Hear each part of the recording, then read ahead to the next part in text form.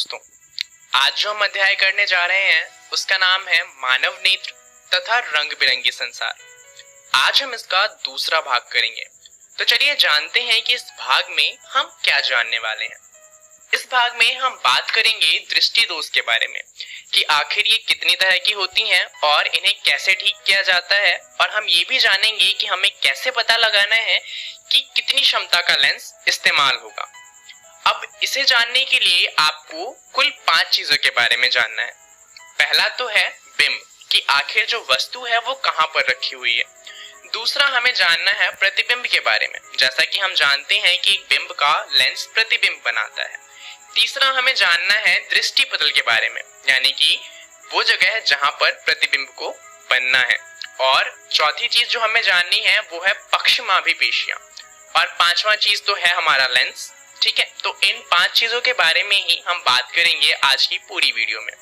शुरुआत करते हैं समझते हुए कि आखिर जो हमारा लेंस है वो चीजों को दृष्टि पटल पे कैसे बनाता है, यानी कि जितने भी बिंब होते हैं वो सारे दृष्टि पटल पर ही अपना प्रतिबिंब कैसे बना पाते हैं। शुरुआत करते हैं हमारे दृष्टि पटल से। तो ये हमारा दृष्टि पटल है और इसके आगे क्या लगा होगा, हमारी आंखों का लेंस। अब यहाँ पर हम बना लेते हैं पक्षमाभी पेशियां। लेंस के दोनों ओर पक्षमाभी पेशियां होती हैं और यहाँ पर ये हमारी लाइन बन गई मुख्य अक्ष। और मान लीजिए कि कोई वस्तु रखी हुई है और ये दूर पे रखी हुई है, तो यहाँ पर मान लीजिए कि अभी क्या है, वस्तु का जो प्रतिबिंब बन रहा है वो दृष्टि पटल से थोड़ा आगे बन रहा है। अब हमें ये बात पता है कि यहाँ पर जो फोकस दूरी है उसको बढ़ाना पड़ेगा, जिससे कि जो बिंब की प्रतिबिंब बने वो दृष्टि पटल पर बने। तो इसीलिए यहाँ पर क्या होगा कि जो पक्षमाभी पेशियां हैं वो पीछे की तरफ खिंच जाएंगी। पेशियों के पीछे खिंचने से क्या होगा कि जो हमारा लेंस है वो पतला हो जाएगा और उससे उसकी फोकस दूरी बढ़ जाएगी। तो यहाँ पर कुछ इस तरह का हमारा लेंस बन जाएगा। और अब क्या होगा कि दूर की जो वस्तु है उसका जो प्रतिबिंब है वो वापस से दृष्टि पटल पर बनने लगेगा। अब मान लीजिए कि हम किसी दूर की वस्तु को देख रहे थे और देखते देखते अचानक से हमने किसी पास की वस्तु को देखना शुरू कर दिया। तो अभी क्या है, जो हमारा लेंस है वो तो अभी भी पतला है, परंतु अब हम किसी निकट की वस्तु को देख रहे हैं। तो अब हमें क्या करना है कि लेंस की फोकस दूरी को बढ़ाना है। तो यहाँ पर क्या होगा कि पहले जो वस्तु है उसका प्रतिबिंब दृष्टि पटल से पीछे बन रहा होगा, क्योंकि फोकस दूरी बहुत ज्यादा है। अब क्या होगा, जो हमारे पक्षमाभी पेशियां हैं वो वापस से शिथिल हो जाएंगे, जिससे हमारा लेंस मोटा हो जाएगा और उसकी फोकस दूरी घट जाएगी। और उससे क्या होगा कि जो हमारा प्रतिबिंब है वो वापस से दृष्टि पटल पर बनने लगेगा। परंतु जो हमारा लेंस है वो एक हद तक ही मोटा हो सकता है और इसलिए हम सिर्फ 25 सेंटीमीटर तक के पास की वस्तु को देख सकते हैं। इससे ज्यादा पास में अगर कोई वस्तु रखी जाएगी तो वो हमें धुंधली दिखेगी या फिर हमारी आंखों में उसे देखने पर दर्द होगा।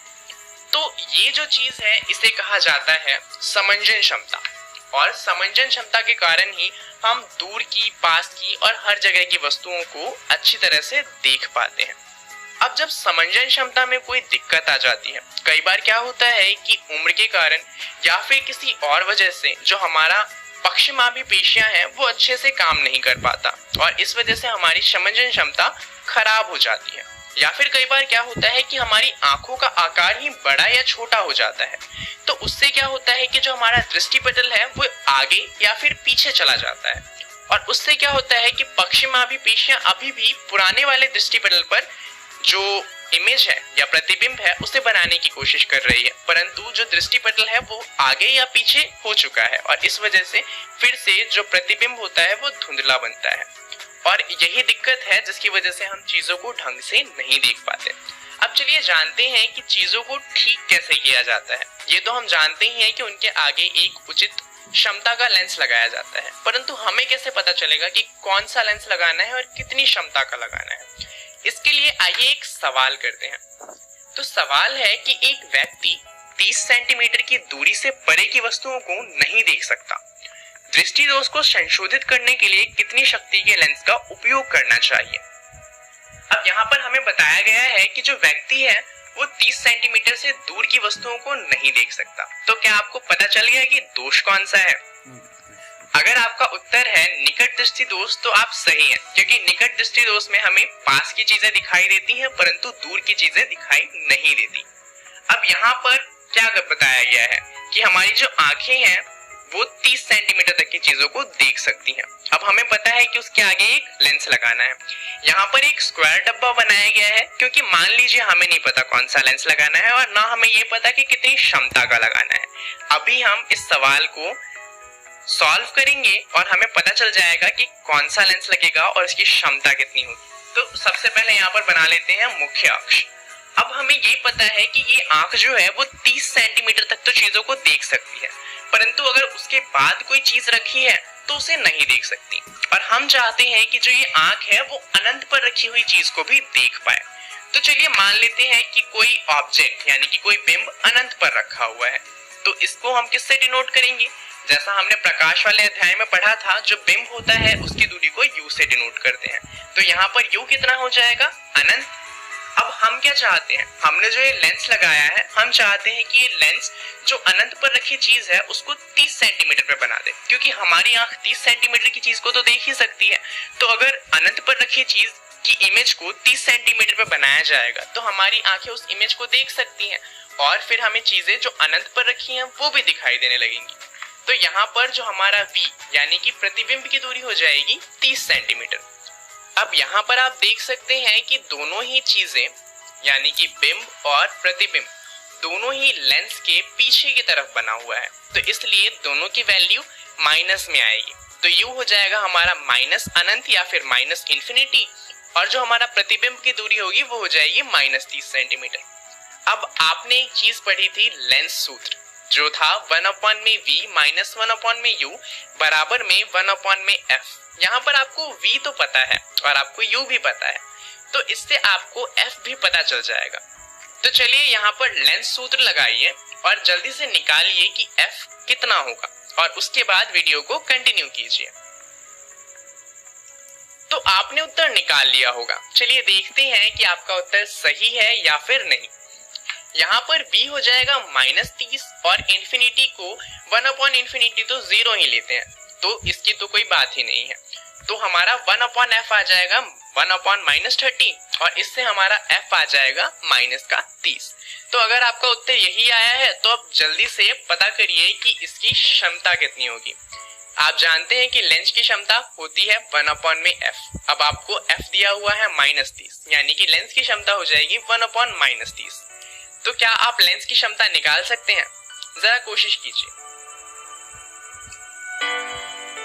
अगर आपने यहाँ पर 1 को 30 से डिवाइड किया है तो आपका उत्तर गलत है, क्योंकि हम जानते हैं कि लेंस की क्षमता के लिए जो फोकस दूरी है वो मीटर में होनी चाहिए, परंतु यहाँ पर f हमें सेंटीमीटर में दिया हुआ है और इसलिए हमें इसे पहले मीटर में बदलना पड़ेगा।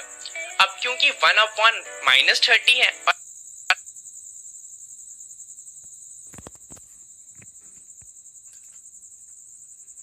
हमें 30 को 100 से डिवाइड करना है, तो यहाँ पर हम सीधा 100 से गुना कर देंगे तो भी ये वैल्यू मीटर में बदल जाएगी और इससे जो हमारा लेंस की क्षमता होगा वो आ जाएगा -3.33 डायोप्टर। अब यहाँ पर हम देख सकते हैं कि क्षमता तो हमें पता चल गई और साथ में आगे एक माइनस लगा हुआ है। इसका मतलब यहाँ पर एक अवतल लेंस का इस्तेमाल होगा जिसकी पावर 3.33 डायोप्टर होनी चाहिए और उसके बाद जो इस आंख का दोष है उसे ठीक किया जा सकता है। चलिए अच्छे से समझने के लिए एक और सवाल करते हैं। सवाल है कि एक व्यक्ति 30 सेंटीमीटर की दूरी से पहले वस्तुओं को नहीं देख सकता। दृष्टि दोष को संशोधित करने के लिए कितनी शक्ति के लेंस का उपयोग करना चाहिए? अब ये सवाल तो पहले जैसा ही दिख रहा है, परंतु यहाँ पर बस एक चीज बदली है। यहाँ पर लिखा हुआ है पहले, यानी कि जो व्यक्ति है अब वो 30 सेंटीमीटर तक की चीजों को नहीं देख सकता, परंतु अनंत तक की चीजें उसके बाद उसे दिख रही हैं, यानी कि 30 सेंटीमीटर से बाद की चीजें दिख रही हैं। तो चलिए देखते हैं इसको कैसे सॉल्व करना है। यहाँ पर आपको दोष तो पता चल ही गया होगा कि यहाँ पर दीर्घ दृष्टि दोष है, क्योंकि उसे दूर की चीजें दिखाई नहीं दे रही। अब मान लीजिए ये आंख है और इसके आगे एक लेंस लगाएंगे तो ये जो दिक्कत है वो सही हो जाएगी। अब लेंस कैसा लगाना है वो पता करना है हमें।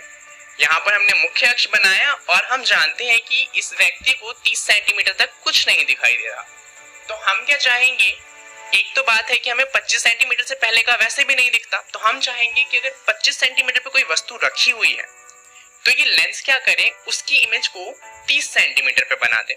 उससे क्या होगा, 30 सेंटीमीटर के बाद की चीजों को तो हम देख ही सकते हैं, तो हम 30 सेंटीमीटर पर अगर इमेज बनेगी तो उसे भी देख पाएंगे। तो यू हमारा हो जाएगा -25 और v हो जाएगा -30, क्योंकि यहाँ पर भी दोनों ही चीजें लेंस के पीछे की तरफ रखी हुई हैं। अब यहाँ पर फिर से आपको लगाना है लेंस सूत्र, लगाइए और उत्तर निकालिए। तो आपने उत्तर निकाल लिया होगा। यहाँ पर अगर आप इसको सॉल्व करेंगे तो आपका उत्तर आएगा 1.5 मीटर। अब आपको फोकस दूरी तो नहीं चाहिए थी, आपको चाहिए था लेंस की क्षमता। तो हम यहाँ पर लेंस की क्षमता निकालेंगे। लेंस की क्षमता होती है 1/f, तो उत्तर आ जाएगा 1/1.5 मीटर, जिसको हम आगे फ्रैक्शन में निकाले तो उत्तर आ जाएगा 6.68 डायोप्टर। यहाँ पर आप देखेंगे कि लेंस की क्षमता पॉजिटिव आई है, यानी कि जो हमने लेंस इस्तेमाल किया होगा वो उत्तर लेंस होगा। तो चलिए जानते हैं इस वीडियो में हमने क्या सीखा। इस वीडियो में हमने जाना दृष्टि दोष के बारे में। अब आपको इसके बारे में घर से पढ़ के आना है, जिससे आपको ये चीज और अच्छे से समझ में आ जाए। आपको पढ़ना है मानव नेत्र तथा रंग बिरंगी संसार के अंदर दृष्टि दोष तथा उनका संशोधन।